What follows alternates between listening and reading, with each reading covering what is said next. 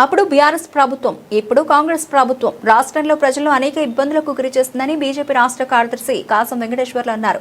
Godavarikhani press క్లబ్లో ఈ రోజు జరిగిన ప్రెస్ మీట్లో మాట్లాడారు. రామగుండం నగరపాలకలో 2 ఏళ్ల పాలన మీద ఛార్జ్షీట్ విడుదల చేస్తున్నామని అన్నారు. ఈ ప్రెస్ మీట్లో నాయకులు బల్మూరి వనిత, అమరేందర్, మేరుగు హనుమంత్ గౌడ్, రావుల రాజేందర్, కోమళ్ళ మహేష్, కాసిపేట శివాజీ తదితరులు పాల్గొన్నారు. 10 లక్షలు కాదు, మేము ఇంకా 15 లక్షలు ఇస్తామని చెప్పేసి దళిత బంధుని అది మొత్తమే ఆపేసినటువంటి పరిస్థితి. ఈ రకంగా కాంగ్రెస్ పార్టీ నాయకులు వాళ్ళ బొక్కసం నింపుకుంటేందుకే పాలన కొనసాగిస్తారు తప్ప ఎక్కడ కూడా ప్రజాపాలన అనేది కనపడతలేదు, అది కనుమరుగైపోయింది.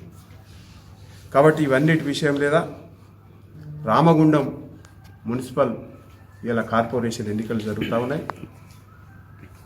ఇక్కడ కూడా మీరు చూడండి, దౌర్జన్యంగా అభ్యర్థులను బెదిరించి ఓటేసుకునేటువంటి ప్రయత్నం చేస్తూ ఉన్నారు.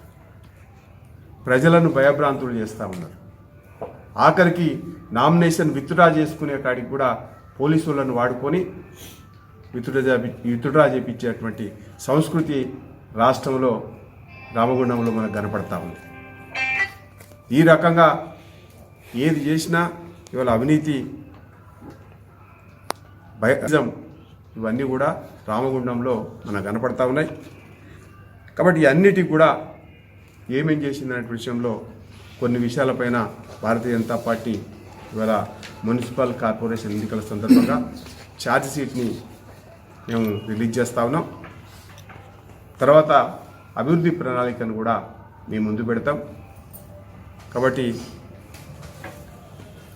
గత 2 సంవత్సరాలుగా అక్రమ దందాలు, అవినీతి వ్యవహారాలు, అధికార దుర్వినియోగం, చట్ట విరుద్ధమైనటువంటి చర్యలతో కాంగ్రెస్ చేస్తున్నటువంటి రాక్షస పాలనకు రామగుండంలో చరమగీతం పాడాలని చెప్పేసి బీజేపీ ప్రజల ముందుకు వెళ్తూ ఉంది. ఆ రకమైనటువంటి విషయాలతోటి ఇవాళ ఛార్జ్ షీట్ని మేము రిలీజ్ చేస్తూ ఉన్నాం.